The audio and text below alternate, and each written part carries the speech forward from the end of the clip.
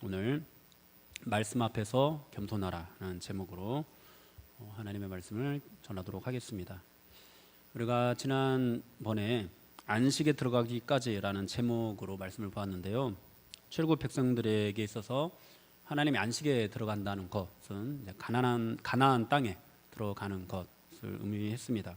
그런데 그 가나안 땅에 들어갔을 때 그들에게 보장된 것이 뭔가 편안하고 그 땅의 어떤 풍요를 누리는 그런 삶이었나요?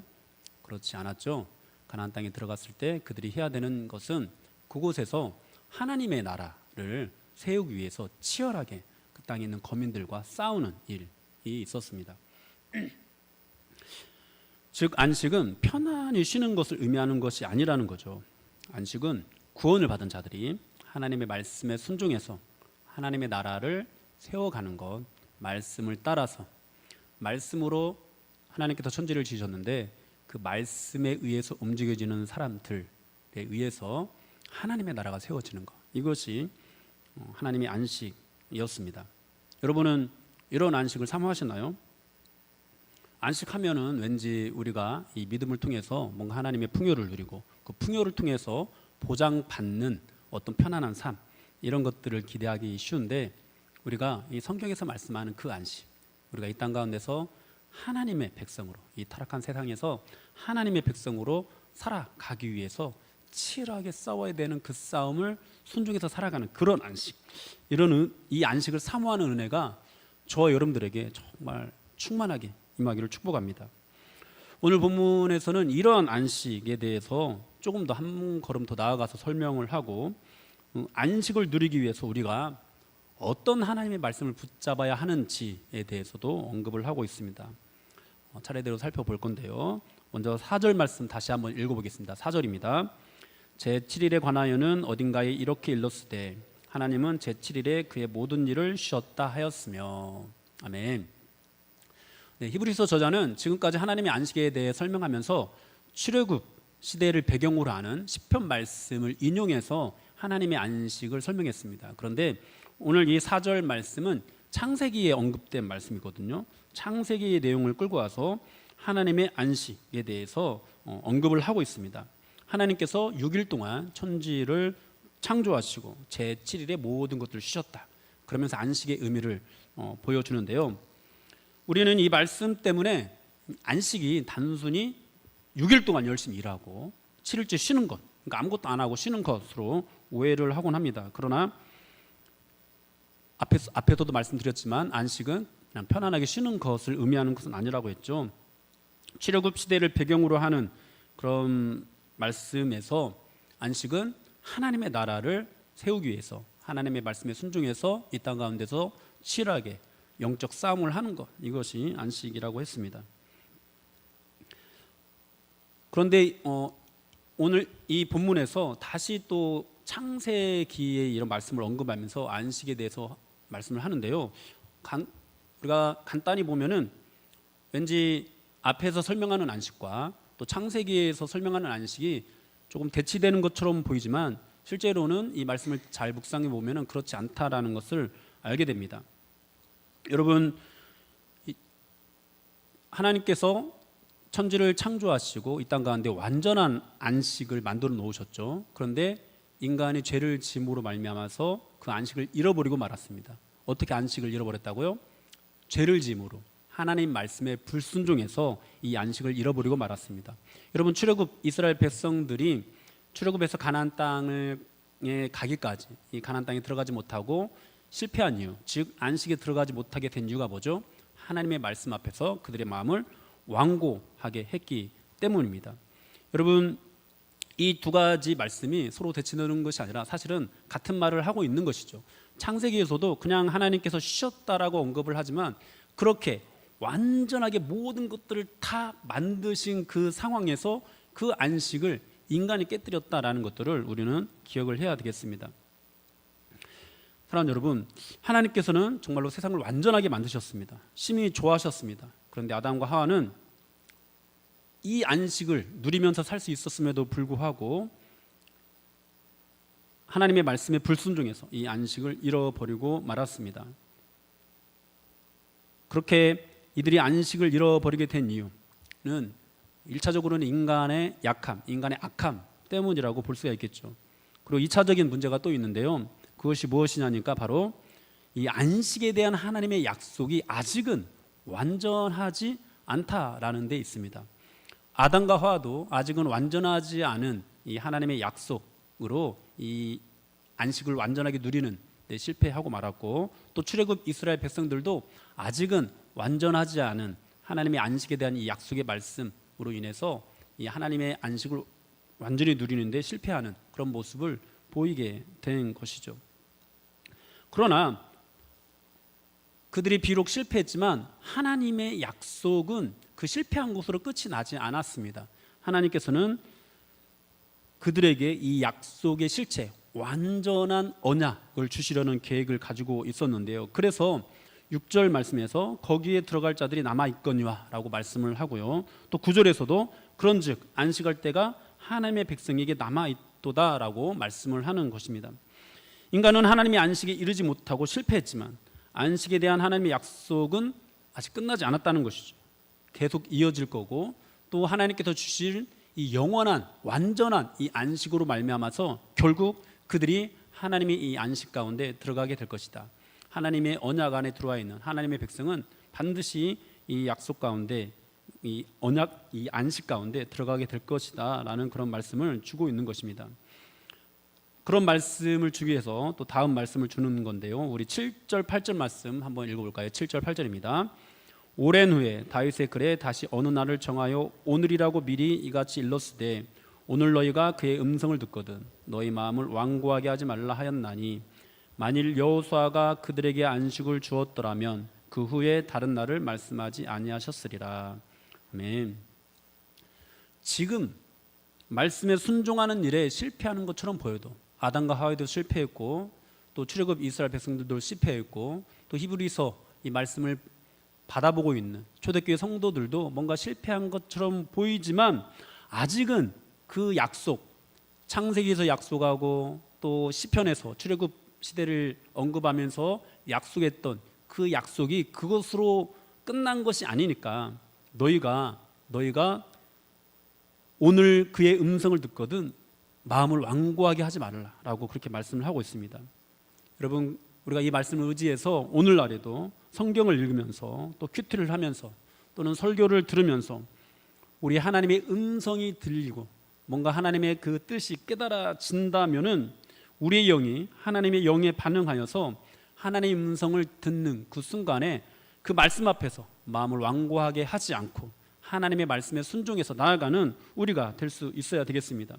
우리는 그렇게 아직 기회가 있으므로 내가 지금 실패한 것처럼 보이고 혹시 나도 중간에 광야에 엎드러진 이스라엘 백성들처럼 나도 결국은 하나님의 영원한 안식에 들어가지 못하는 그런 선택받지 못한 사람 아닌가? 라는 생각이 들 때 아니요, 하나님의 약속은 그 모든 것들을 다 붙들고 이끌어 갈 수 있는 그런 완전한 것으로 우리에게 주어지니까 절대로 포기하지 말고 이 말씀 앞에서 마음을 완고하게 하지 말라고 그렇게 말씀을 하고 있는 겁니다. 언제요? 오늘 너희가 그의 음성을 듣거든 이라고 말씀을 합니다.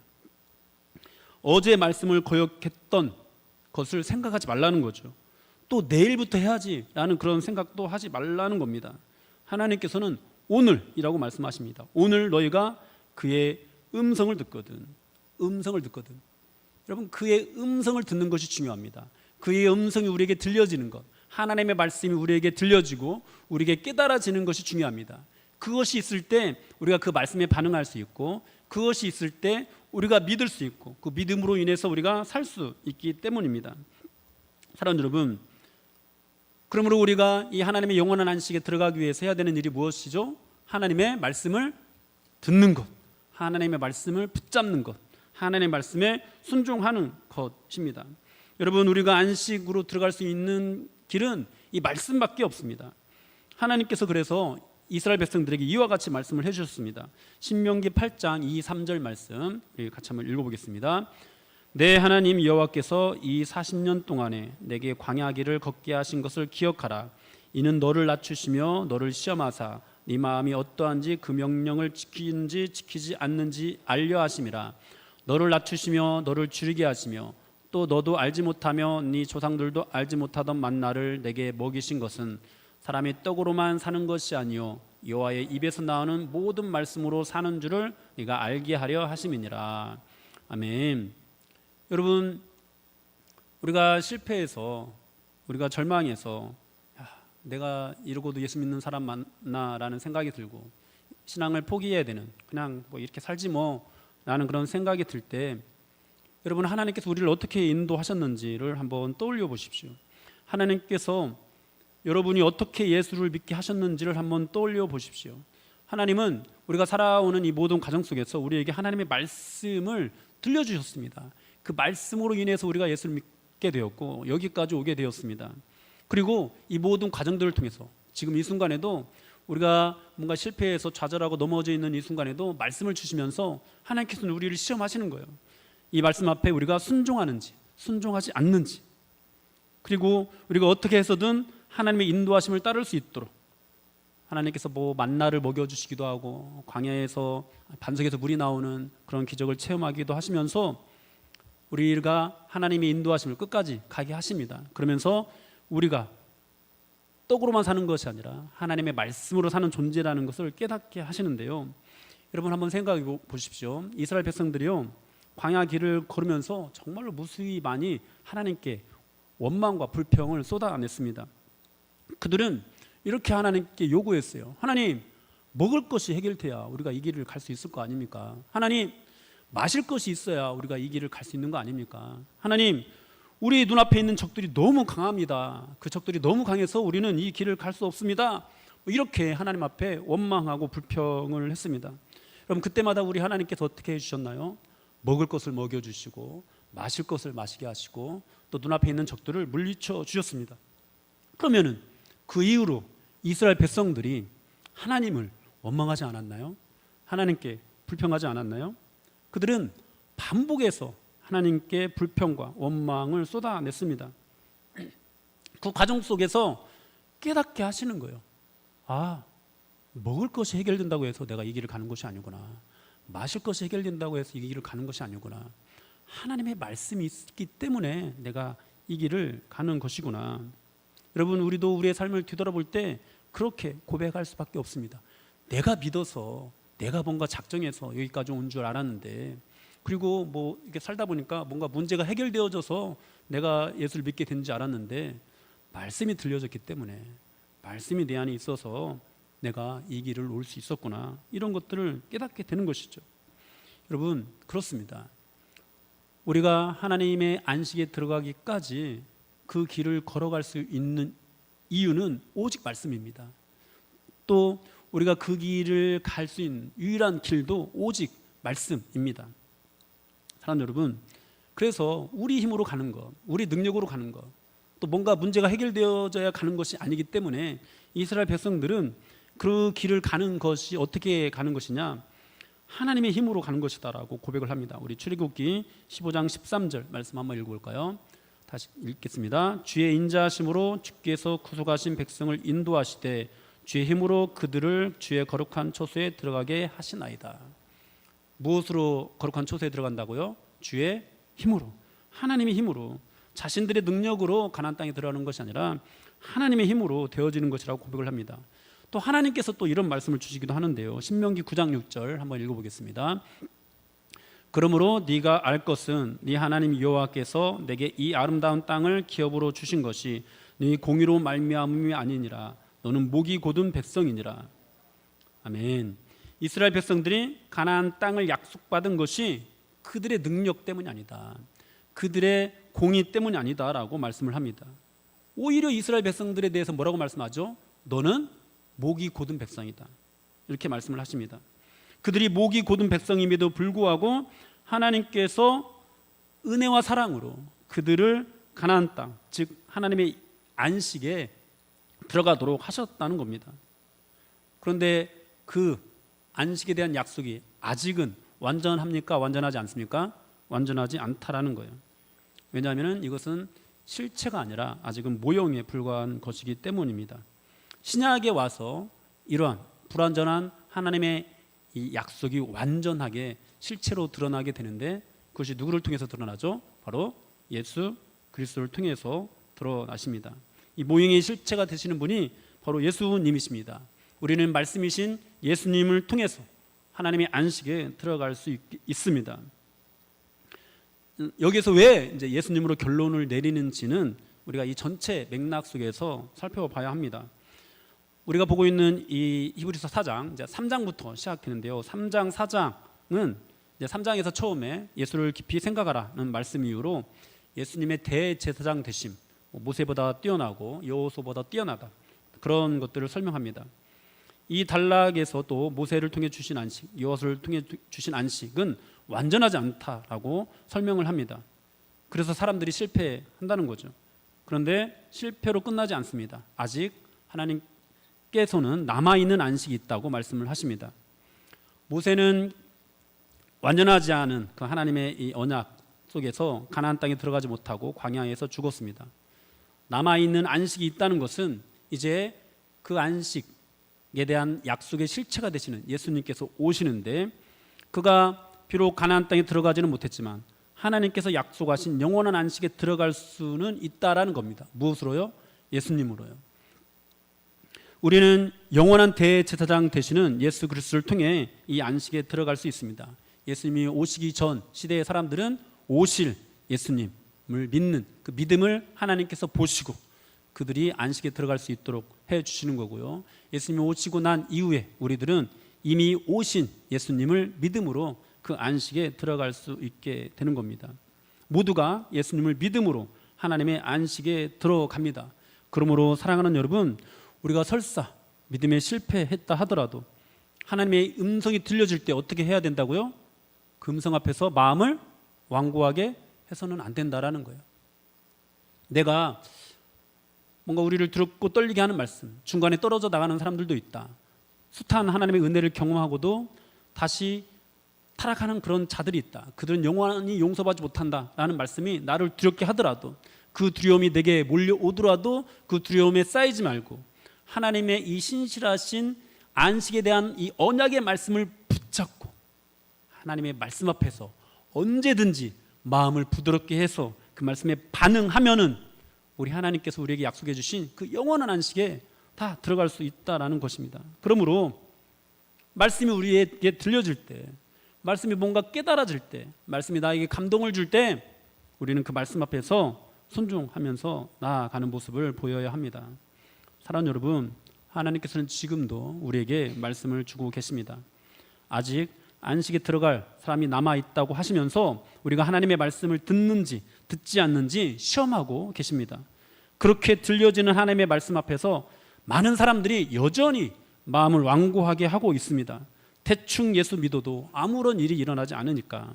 오히려 대충 예수 믿는 사람들이 눈앞의 이익을 챙기면서 잘 사는 것처럼 보이니까 말씀에 반응하기보다 당장 먹을 것, 마실 것, 또는 눈앞에 적을 물리치는 것, 이런 것들에 우리가 반응을 합니다.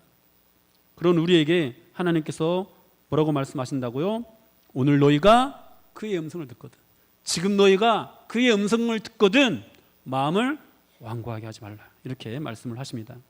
사랑하는 여러분, 여러분들에게 지금 하나님의 음성이 들려주고 있습니까? 그 음성 앞에서 마음을 완고하게 하지 마십시오. 하나님의 말씀을 붙잡고 하나님의 안식에 들어가십시오. 우리 10절 말씀 한번 읽어볼까요? 10절입니다. 이미 그의 안식에 들어간 자는 하나님이 자기의 일을 쉬신 것 같이 그도 자기의 일을 쉬느니라. 아멘.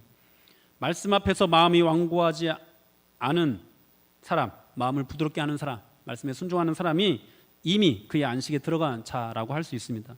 그리고 그런 사람이 하나님이 자기의 일을 쉬신 것 같이 그도 자기의 일을 쉬느니라고 말씀을 합니다. 하나님의 안식을 누리게 된다라는 그런 뜻입니다. 이것은 하나님께서 태초에 이루셨던 그 안식을 그들이 이 땅에서 누리고 있다라는 그런 뜻이 되는데요. 단순히 아무 일도 하지 않고 쉬는 것을 의미하는 것은 아닙니다. 여러분, 어떻게 하나님의 안식을 누린다는 것일까요? 자기의 안식을 위해서 자기 일에 매달려 살지 않음으로 누릴 수 있습니다. 하나님께서 이루시는 안식의 완전함을 믿고 하나님의 안식을 의지함으로 누릴 수 있습니다. 즉 하나님의 말씀 앞에서 반응해서 살면서 하나님이 주시는 사명을 위해 살아가는 것으로 그 안식을 누릴 수 있습니다. 다시 설명을 한다면요, 우리는 육신을 입고 이 땅에 살기 때문에 먹고 사는 문제에 전혀 상관하지 않고 살 수는 없죠. 우리는 땅의 소산을 먹기 위해서 최선을 다해서 살아가야 합니다. 그런데 이 먹고 사는 문제와 하나님의 말씀이 부딪힐 때 어떻게 되죠? 육신의 이 안식이 위협을 받게 됩니다. 먹고 사는 문제가 해결돼야 뭔가 육신이 평안한데 그 안식이 위협을 받게 되는 거죠. 마음이 완고한 사람은 자신이 쥐고 있는, 자기 손으로 쥐고 있는 이 육신의 안식을 잃어버리지 않기 위해서 스스로 먹고 사는 문제에 매달립니다. 그런데 마음이 완고하지 않은 사람은 이미 그의 안식에 들어가 있는 자여서 하나님께서 이루어 주시는 그 안식을 의지하고 비록 이 땅 가운데서 내 육신의 안식을 잃어버리게 되는 그런 일을 겪게 된다 하더라도 하나님께 순종하면서 나아갑니다. 왜냐하면 내 손으로 붙잡아서 내가 지금 당장 먹고 사는 어떤 문제들을 해결함으로 누리는 안식은 영원하지 않다는 걸 알기 때문이에요.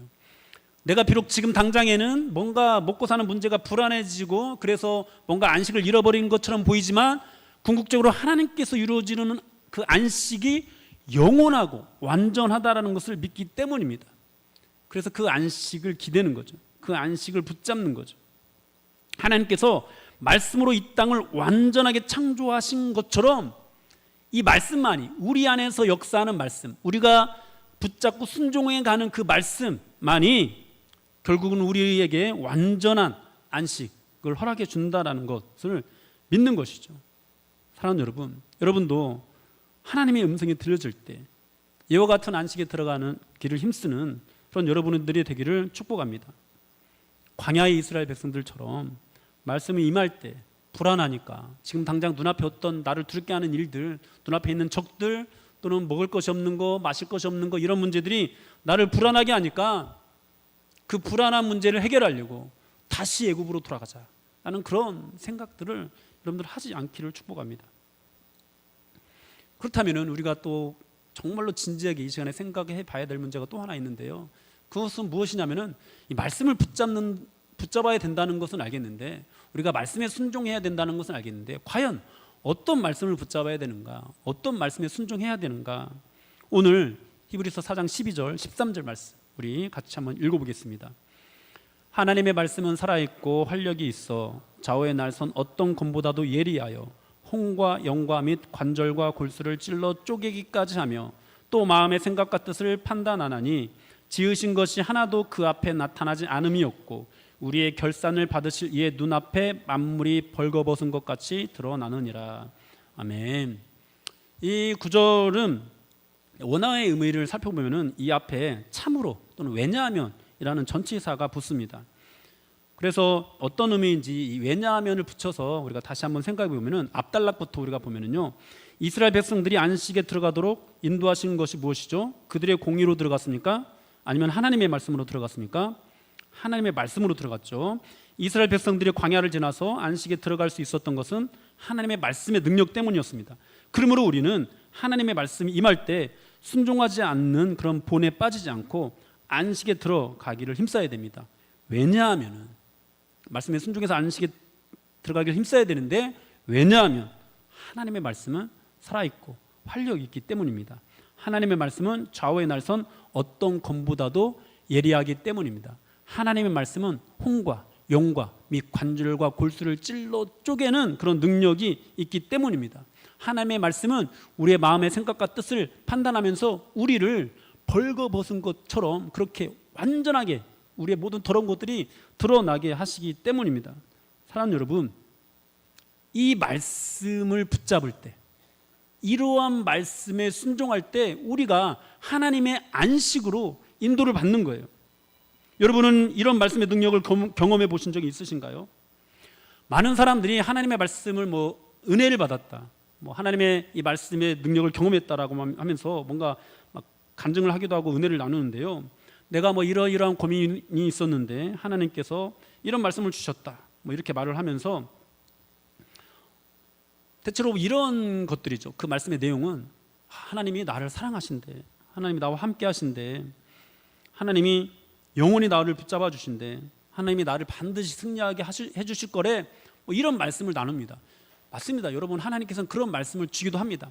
그런 말씀도 주시지만 그런 말씀을 붙잡는 것도 소중하지만 정말로 우리 하나님의 안식으로 들어가도록 우리를 이끄는 말씀은 뭔가 우리를 북돋아서 힘을 얻게 하고, 뭔가 우리에게 위로를 주어서 다시 한번 일어서게 하고 용기를 내게 하는 그런 말씀이 아니라, 오늘 여기서 말씀하고 있는 대로 하나님의 말씀은 살아있고 활력이 있어 좌우의 날선 어떤 검보다도 예리해서 우리를 찔러 쪼개는 그런 아픔을 느끼게 하는 말씀, 내 죄가 깨달아져서 내가 정말 벌거벗은 것처럼 드러나게 하는 그 말씀, 이 말씀 앞에서 순종하는 거, 이 말씀 앞에서 우리 마음을 완고하게 하지 않는 거, 내가 너를 사랑한다, 내가 너를 붙잡겠다, 내가 너를 놓지 않겠다라는 그 말씀에는 계속 반응해서 나아가는데, 만약에 우리의 심령을 찔러 쪼개는 이 말씀 앞에서 반응하지 않는다면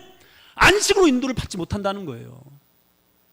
하나님이 안식으로 인도를 받기 위해서는 우리를 찔러 쪼개는, 우리의 마음의 생각과 뜻을 판단하는 그 좌우의 날선 검과 같이 예리한 그 말씀의 인도를 받는 거, 그 말씀 앞에서 우리의 마음을 완고하게 하지 않는 거, 이것이 중요하다는 거죠.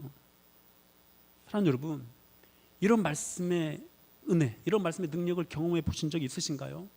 그리고 이런 말씀이 여러분들에게 들려질 때 혹시 여러분들은 마음을 완고하게 해서 교회가 여기밖에 없는 줄 알아? 다른 교회로 옮기거나, 저 목사님 왜 저래? 왜 맨날 저런 말만 해? 이러면서 막 그 말씀을 자기 잣대로 판단하거나, 성경에 저런 말씀만 있어? 얼마나 좋은 말씀도 많은데 왜 저런 설교만 하는 거야? 혹시 이렇게 하면서 마음을 닫고 계시지는 않았습니까? 사랑하는 여러분, 그 말씀이, 그런 말들이 다 틀리지는 않아요. 하나님은 그런 말씀만 주시는 분은 아니죠. 우리를 위로하고 우리를 사랑하시고 우리에게 힘과 어떤 능력을 부어주시는 그런 말씀, 여러분 얼마나 많이 주고 있습니까? 그러나 우리가 그런 말씀만 붙잡고 선택적으로 하나님의 말씀에 순종한다면은 결코 하나님의 안식에 들어갈 수 없습니다.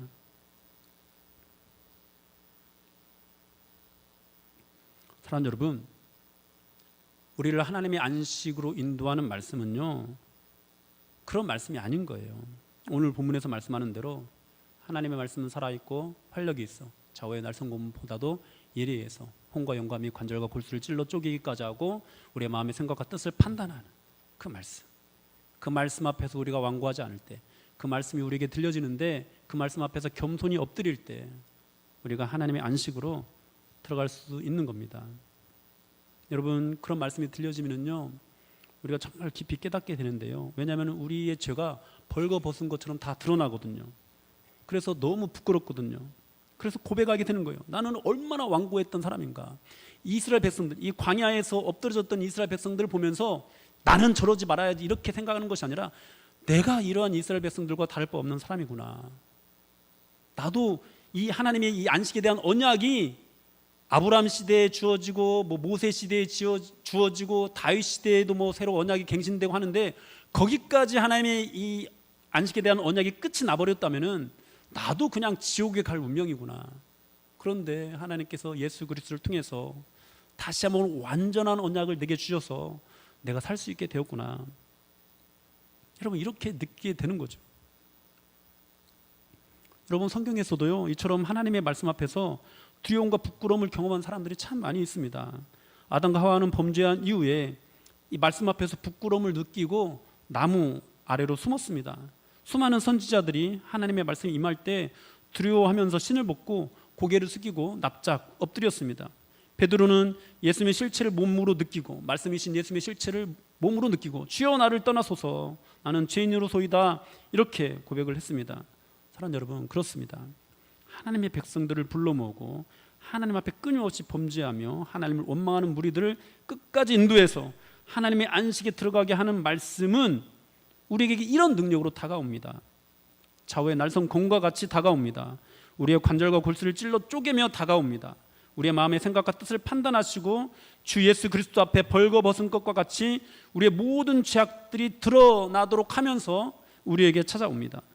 그리고 이 말씀 앞에서 주님, 제가 죄인입니다 라고 엎드리고 예수 그리스도의 보혈을 바라보는 사람이 영원한 안식으로 인도를 받는 것입니다.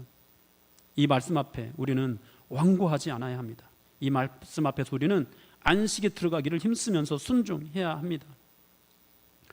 마태복음 21장에 보면은 예수님께서 성전을 청결하게 하시는 사건이 나옵니다. 평화의 왕이고 겸손의 왕으로 예루살렘에 입성하신 예수님께서 가장 먼저 한 일이 성전을 청결하게 하시는 일이었습니다. 장사하는 사람들의 상을 엎으시고 그들을 내쫓으셨습니다. 여러분, 이와 같이 평화의 왕이신 예수님이 우리 가운데 오시면은요, 가장 먼저 하시는 일이 성전인 우리 몸을 깨끗하게 하시는 일입니다. 다 뒤집어 엎으시는 거예요. 예수님께서 십자가에 죽으시고 부활하심으로 약속하신 성령을 하나님의 백성들에게 보내셔서 가장 먼저 하시는 일들이 바로 우리의 이 심령을 쪼개는 일이라는 것을 우리는 명심해야 되겠습니다. 그래서 우리 안에 이런 말씀이 들려질 때 고통이 따르는 거죠. 우리가 검에 찔리는 것 같은 그런 고통을 느끼게 되는 겁니다. 우리가 벌거벗은 것 같은 그런 부끄러움을 느끼게 되는 겁니다. 이 말씀 앞에서 마음을 완고하게 하지 않는 사람, 그 말씀 앞에서 마음이 부드러워져서 말씀에 순종하게 되는 사람, 처음 예수 믿을 때만 그러는 것이 아니라 내 믿음이 성장하면 성장할수록, 또 내가 주님께 헌신하면 헌신할수록, 내가 주님의 교회를 위해서 더 많은 것들을 내어드리면 내어드릴수록 점점점 더 나를 찔러 쪼개는 말씀 앞에서 더욱더 선명하게 반응하고 엎드리는 그런 마음을 가진 사람, 여러분, 이런 사람이 하나님의 안식으로 인도를 받는 겁니다. 처음에는 잘 반응하는 것처럼 보이다가 어느 정도 성장하고 나서는 그런 말씀에는 반응하지 않고 그저 내게 능력 주신다는 말씀에만 반응하고 내가 이 정도 열심히 하면 됐지라는 어떤 그런 자만에 빠지면은요, 결국은 한번 성령이 참여했다가 이 안식을 잃어버리게 되는 그런 일을 겪게 되고 말 것입니다. 사랑하는 여러분, 여러분들은 이 말씀의 검 앞에서 여러분들이 해부되는 그런 고통을 맛보신 적이 있으십니까? 여러분, 이 검은요, 결코 우리를 죽이는 검이 아닙니다. 우리를 살리는 검입니다. 그런데 대제사장과 서기관들은 성전을 청결하게 하신 예수님을 향해서 분노했습니다. 혹시 우리도 우리를 청결하게 하시려는 이 하나님의 음성 앞에서 분노하고 있지는 않은지 한번 생각해 봤으면 좋겠습니다. 홍해를 건너고 광야에서 만나와 메추라기, 구름기둥과 불기둥의 역사를 몸소 경험했던 이스라엘 백성들도 하나님의 말씀을 거역했습니다. 즉, 하나님의 은혜를 맛보고 모든 인류에게 구원을 주시기를 원하시는 하나님의 자비로우심 앞에 감격에서 눈물을 흘리는 그런 은혜를 맛보고 난 이후에도 만약에 우리가 관절과 골수를 찔러 쪼개는 하나님의 말씀 앞에서 분노하면서 뒤돌아 서면은 이스라엘 백성들과 같이 될 수 있다는 것입니다. 사랑하는 여러분, 주님의 이름으로 여러분들에게 권합니다. 여러분을 찔러 쪼개는 말씀, 여러분을 벌거벗기는 하나님의 말씀을 사랑하십시오. 여러분, 그 말씀을 멀리하지 마십시오. 그 말씀을 들려줄 때 싫어 이게 아니라 좀 고통스럽긴 하지만 약간 좀 이상한 그런 것일 수 있습니다. 좋다, 나를 찔러 쪼개는데 하나님 말씀 너무 사랑스럽다. 그러니까 나에게 뭔가 막 위로하는 그런 말씀만 들으면서 하나님 사랑스럽다가 아니라 거룩하신 하나님의 말씀, 거룩하신 하나님의 말씀이 나를 덮어서 나의 죄를 다 드러나게 하시는데 그 하나님이 사랑스럽다라고 느낄 수 있는 여러분들이 되기를 축복합니다. 여러분, 이런 말씀을 기뻐하고 즐거워하는 것, 이런 거룩하신 하나님을 사랑스럽게 보는 것, 여러분, 이것은요 우리 힘으로 할 수 없습니다. 오직 성령의 능력으로만 가능합니다. 그러므로 진정한 기쁨과 즐거움을 맛보려면은 예배를 즐겁게 하고 신앙생활을 즐겁게 하는 일을 해야 하는 것이 아니라 온전한 하나님의 말씀을 전하고 성도들이 거룩하신 하나님의 말씀 앞에 서게 해야 합니다. 성령의 은혜가 없는 사람들은 이 말씀이 미련하다고 할 것입니다. 또 이 말씀 앞에서 분노하며 뒤돌아설 것입니다. 우리는 이런 모습에 흔들려서는 안 되겠습니다. 교회 다니는 사람들, 예수 믿는다고 하는 대부분의 사람들이 이런 말씀을 거역하면서 각기 제 길로 가게 된다 할지라도 사랑하는 우리 신전주교의 성도 여러분은 깨어서 살아서 나를 찔러 쪼개는 이 말씀 앞에서 항상 반응하면서 겸손히 엎드리는 그런 여러분들이 되십시오. 여러분, 그럴 때요, 이제 다음 단락으로 이어지는 우리의 연약함을 동정하시는 대제사장 예수 그리스도의 그 은혜 보좌 앞에 담대히 나아가는 은혜를 얻게 되고 그런 기쁨이 무엇인지를 더 깊이 깨달을 수 있게 되는 거예요. 오늘 이 우리를 찔러 쪼개는 말씀 앞에서 겸손히 엎드리는 우리가 될 수 있기를 기도하는 저와 여러분들이 되기를 축복합니다. 우리 같이 찬양하고 기도하도록 하겠습니다.